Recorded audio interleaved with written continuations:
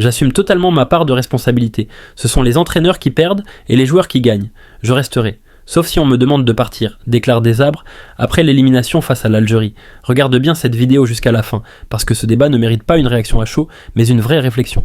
La RDC vient d'être éliminée par l'Algérie en 8e de finale, et depuis, beaucoup ont déjà tranché. Pour certains, le responsable est tout trouvé. Sébastien Desabre doit partir. Claude François Kaboulot. Mwana Kaboulot s'est montré dur envers le sélectionneur congolais Sébastien. Pour l'ancien ministre des Sports, c'est le technicien français qui a détruit le match des Léopards en sortant Meshak Elia du terrain, en faisant entrer un Edo Kayembe nerveux et un Kakuta pris par l'âge. Il a estimé que Desabre n'a pas préparé la prolongation comme son homologue algérien. Mais pour d'autres, il est justement l'homme qui a permis à cette sélection de changer de dimension. Mais doit-on continuer avec Sébastien Desabre ou tourner la page maintenant ? Cette phrase pose une vraie question. Est-ce que Sébastien Desabre doit continuer avec les Léopards ou est-ce qu'il doit laisser sa place après cette élimination ? Avant de répondre avec l'émotion, il faut regarder la réalité en face. Depuis plusieurs années, la RDC n'a jamais été aussi compétitive qu'aujourd'hui. Aujourd'hui, la RDC fait partie du top 10 africain. Aujourd'hui, la RDC est respectée, difficile à battre et prise au sérieux par les grandes nations du continent. Depuis l'arrivée de Sébastien Desabre, la sélection a retrouvé une identité, une stabilité et une certaine continuité. En chiffres, son bilan parle de lui-même.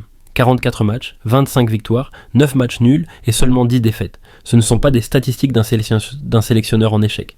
Avant Desabre, il n'y avait pas de projet clair, pas de vision à long terme et chaque compétition repartait à zéro. Aujourd'hui, qu'on le veuille ou non, il y a un projet, une base de joueurs et une progression visible. Mais en même temps, il faut aussi être honnête. Cette élimination fait très mal. Certains choix tactiques posent question. Certains joueurs auraient peut-être dû être utilisés autrement. Et quand on vise les sommets, ce sont souvent ces détails qui font la différence entre une grande équipe et une équipe éliminée trop tôt. Depuis son arrivée, un fait est indiscutable. La RDC a changé de statut. Aujourd'hui classée 9e nation africaine, ce n'est plus une sélection qu'on affronte avec légèreté. Elle est solide, organisée, compétitive et respectée. Et il y a un chiffre que beaucoup oublient. Parmi les nations du top 10 africain, seuls la Côte d'Ivoire et le Sénégal ont réussi à battre la RDC dans le temps réglementaire. Les autres ont souffert, résisté, ou ont dû passer par les prolongations ou les tirs au but. Face à l'Algérie, la RDC a tenu jusqu'à la prolongation avant de céder à la 119e minute. Face au Sénégal, ce sont 2 matchs nuls et une seule défaite serrée. Face au Nigeria, match nul puis victoire de la RDC au tir au but. Face à l'Égypte, match nul puis qualification de la RDC au tir au but. Face au Maroc, match nul. Face à l'Afrique du Sud, match nul avant une défaite au tir au but. Ces résultats montrent une chose claire, battre la RDC n'est plus aussi facile qu'avant. Les Léopards rivalisent avec les grandes nations africaines. Ils résistent, ils tiennent, ils ne subissent plus. Mais il faut aussi dire toute la vérité. Malgré cette progression, la RDC n'a encore rien gagné. Face au top 10 africain, ce sont surtout des matchs nuls, les grandes victoires dans le jeu manquent encore, la RDC tient mais ne frappe pas toujours au moment décisif.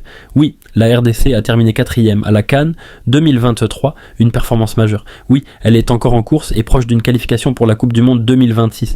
Mais non, le palier final n'a pas encore été franchi. Alors la vraie question est là, est-ce que Sébastien Desabre est l'entraîneur qui peut faire passer la RDC de nation difficile à battre à nation qui gagne, ou est-ce qu'il a atteint ses limites? Changer d'entraîneur maintenant, est-ce une solution pour aller plus haut, ou est-ce prendre le risque de casser une dynamique construite depuis plusieurs années, repartir à zéro? Est-ce vraiment ce qu'il faut à une équipe qui commence enfin à imposer le respect?